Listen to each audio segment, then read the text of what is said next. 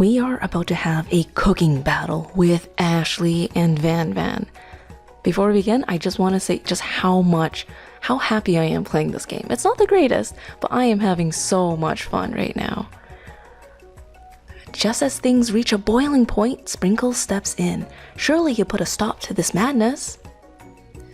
Now, students, please settle down. This is a lunchroom, not a sports court. Finally, a little sense. You breathe a sigh of relief. At least not until we turn on the timer. Timer ready. Just then, a huge light blasts you in the face, flashing the words, timer ready. Ooh, okay, real-time, quick-time events. That's what I'm talking about. Aroo! I stand corrected. If it's a battle you want, it's a battle you'll get. My bestie can best the best of them. Best believe it. Like a diamond, I was formed under pressure, and now is my chance to shine. I will defeat you myself. Oh, so it's just me and Ashley. You had his chicken and you made mashed potatoes and gravy on day one, and you're feeling like you can really impress him again here. It's time to boil some water for the potatoes. Think fast, if the timer runs down, you'll be forced to pick randomly. What temperature does the water boil at? 100 degrees Celsius. Always boils 100 seconds after you turn on the heat. That's hilarious. That's right, but how would you even have gotten into the school without knowing that? Winner gets to rub my furry belly. Let that enticing offer motivate you. You're going to need to season this chicken before you can cook it, but you don't know Colonel Sanders' recipe exactly, but you have an idea. How many herbs and spices did he say you used? 11, I think it was. That's right, you might not know all the ingredients yet, but at least you're headed in the right direction. Tail wagging intensifies. Now that you've got some basic steps going, it's time to elevate your craft. What state of mind offers the most flavor? Trust? Gratitude? That's right, you must never take this opportunity for granted if you hope to succeed. Your classmates are rooting for you, but Ashley is simply stronger and faster than you. You better pick up the pace if you want to survive. When you were a child, your father told you to never forget where you came from. Every day, you meditate on his advice and draw energy from that place. Now would be a good time to harness that energy. So where does it come from? A small town where big dreamers are born. That's right, this is your shot and you're not gonna miss it. Aroo! You try to shut out the noise from the arena and focus on your cooking. What is the sound of success? Silence?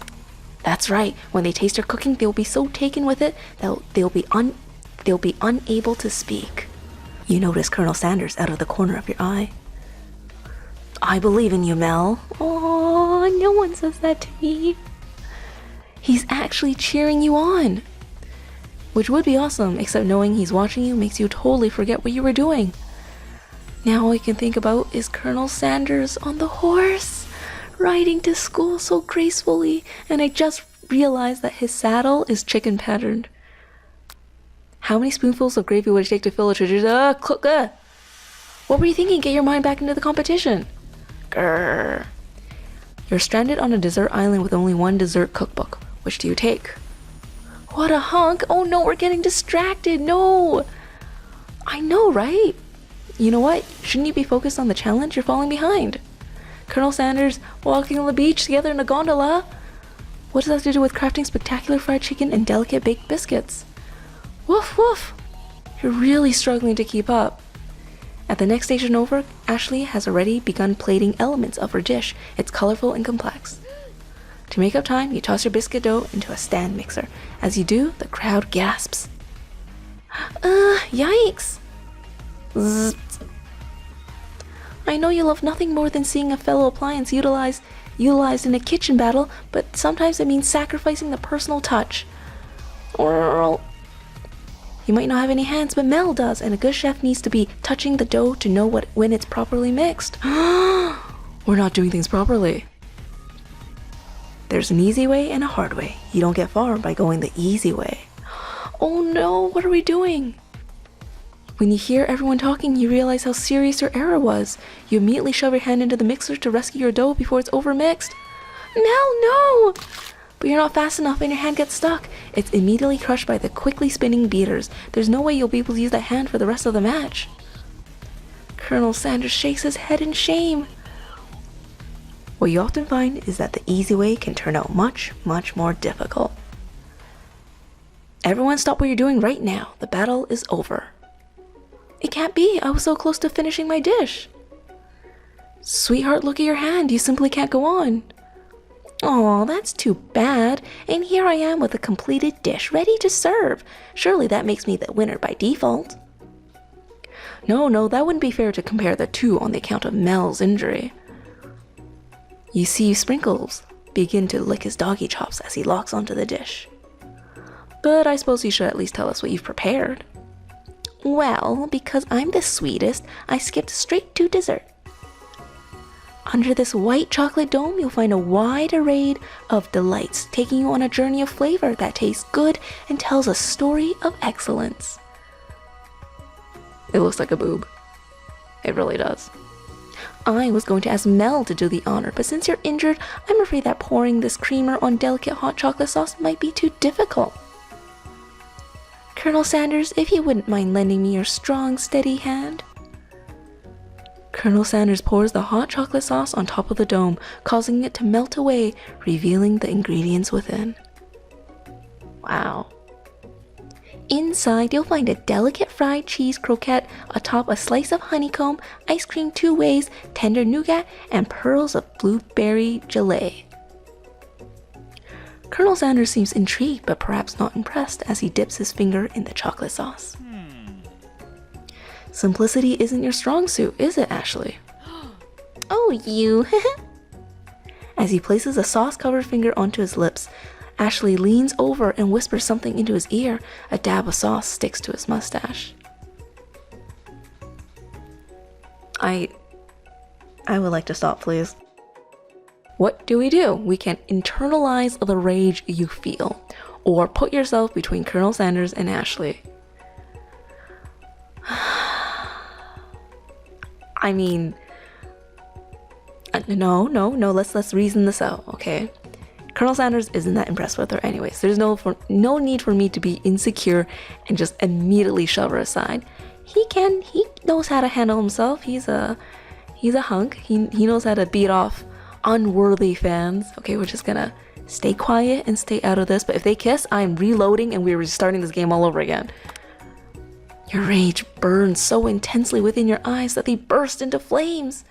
The flames cause your eyebrows to catch fire and turn to ash, and they fall off your face, which means people will have a hard time understanding your emotions for the rest of the semester, perhaps forever.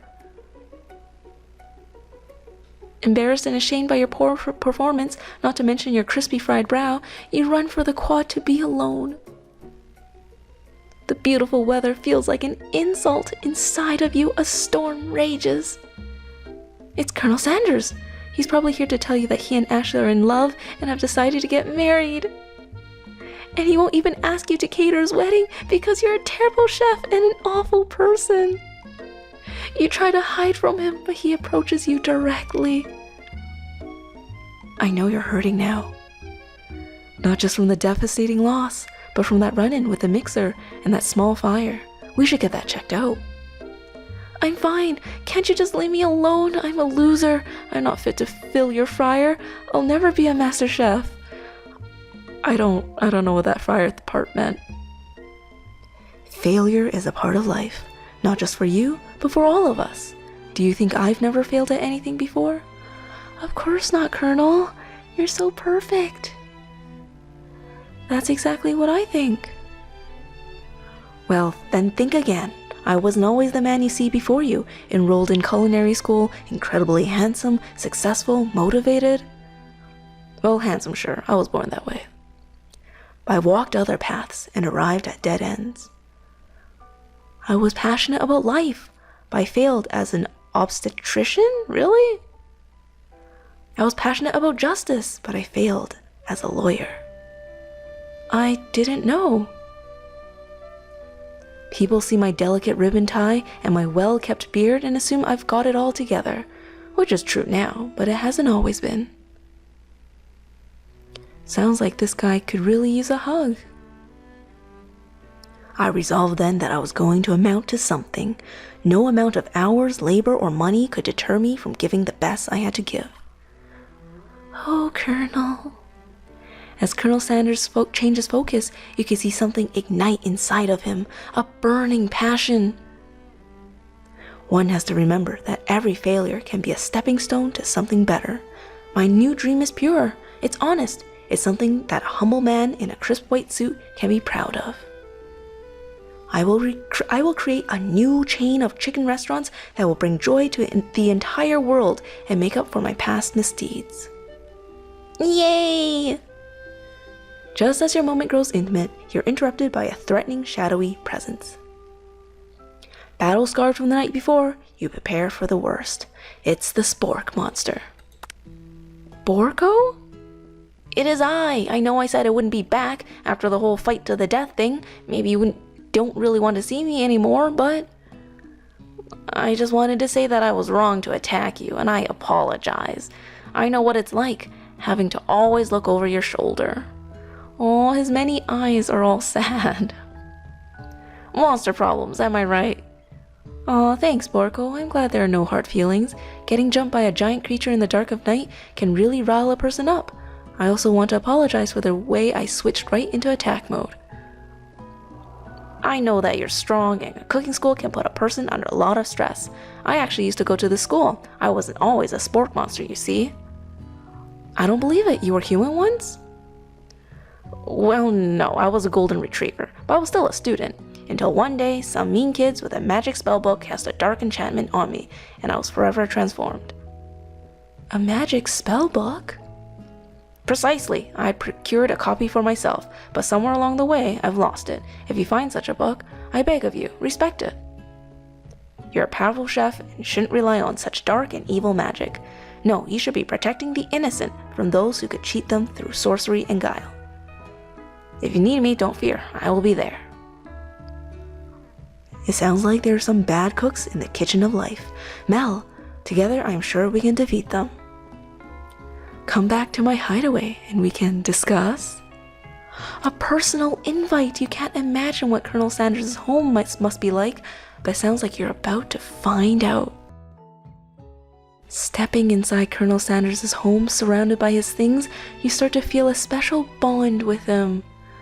Oh my, is that? Oh, that's a chicken statue. I thought it was like an actual chicken.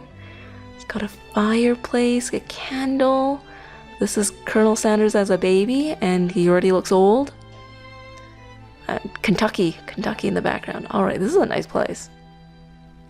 It looks like you live such an exciting life, Colonel Sanders. Every day can be an adventure if you approach it with the right attitude. Long ago, I made the decision to never stop searching, never stop working, never stop imagining. Have you been working on any new recipes on your own lately? I'm always excited to talk about food with another ambitious chef. Well, there is something. It's just a side dish that I've been tinkering with, trying to find the right balance of flavor and textures. I'm not sure I've nailed it yet, but I'm close. Colonel Sanders' eyes perk up as he starts to wonder what dish you might be describing. It's meant to be paired with something spicy or something crispy. Both, perhaps? Now you've got him right where you want him. Should you reveal your new creation to him, or keep it a secret just for you? No, look at it smile, look at his eyes. We can't keep any secrets from him. Plus, he told us one of his secret ingredients. A secret for a secret. It's a fair trade. We're gonna tell the Colonel. Also, I kinda wanna know what it is. You decide that you're as ready as you'll ever be to share some of your original cooking with Colonel Sanders. Before you could talk yourself out of it, you decide to dive in head first. You reach into your lunch bag for a special dish that you've been keeping on ice all day. I present to you my original coleslaw. Wow! The shredded cabbage dish glistens in the light of Colonel Sanders' luxe hideaway. Magnificent! Together you chow down on the creamy slaw until just a spoonful remains in the bowl. Do you mind if I hold on to the last bite? I like to have it around so that I can admire its taste later and to think back on this moment. Oh, you could offer to make him more, but he seems like a very sentimental kind of guy. Ooh, he wants my cold, rotting coleslaw forever. Sure, why not? Please, make yourself comfortable. I'll be back in just a moment. You realize that now would be a perfect time to do some snooping. Aw, we're rude, come on. Around the room are various items that you can look closer at. Each item seems to radiate memories and emotions. I love the music here, by the way. Tap on an item to discover more about the Colonel. Ooh, we get to choose. Okay, let's look outside first. You gaze out the window across the vast lake and the mountain range beyond. Just then, the ghost of Student pops up. What? Are you thinking about heading out into the world on a quest to avenge my death? Wait, what? I never even learned your name. Why would I avenge you? I could just tell you my name right now. Can't you see I'm in the middle of something? You open the window a crack and the ghost of Student is swept out with a breeze. Okay, let's look at his comb. Oh, I want to smell it. What if it has his hair on it? A lock of silver hair is woven through the teeth of the comb. Upon further inspection, you realize that hair therein isn't just silvery in color. It's actually made of spun silver. Ooh, do we get to keep it? I want to keep it. What about the candle? A scented candle. You pick it up and try to identify the smell. Power tool? Freshly starched collar? Piece of wood floating in a lake? Summer of '96? No, it's one of the secret recipe ingredients. It's blank! Oh, we found 2 of the ingredients. Hello, chicken. You notice a very realistic stuffed chicken sitting on a corner table. When you pick it up, you realize it isn't just realistic, it's real. Taxidermy must have been important to Colonel Sanders when it was alive. Oh, chicken pet. A little note clipped onto the chicken's foot reads, "The true state bird of the great state of Kentucky." Oh, that door just opened. Okay, we're gonna look through everything first before we peek through the door where the Colonel is. Take a closer look at the large urn sitting on a nearby pedestal. There's a plaque on it. It's dusty, but when you wipe it off, you can read the inscription. It says, "Here lie the ashes of all my past careers and business failures." Aww, poor guy. But you know, it's true. You gotta keep trying till you make it. One of the framed photos shows an old man who looks a bit like Colonel Sanders standing with a friend. They hold fried chicken drumsticks and appear to be cheersing them. You look closely and see that there's a short inscription. I wonder who my friend Pete is. Oh. A photo appears to be Colonel Sanders, except he's an old man visiting the pyramids of Egypt. Maybe this is where he discovered one of his secret herbs and spices. An adorable little baby boy crawls across the floor. From the goatee and mustache combo he sports, you figure this must be Colonel Sanders himself. Yes, facial hair at a toddler age. That, or maybe it's the drumstick that he seems to be waving like a rattle. Who frames a baby picture of just themselves? Probably the same type of person who would make their own face the logo of the company they founded, am I right?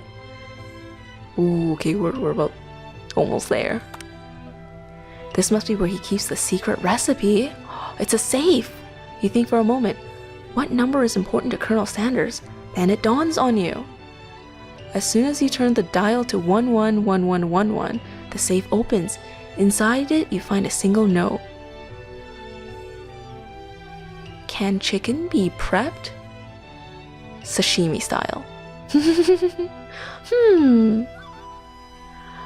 Okay, so it wasn't the secret recipe, but are we ready to go through this secret forbidden door?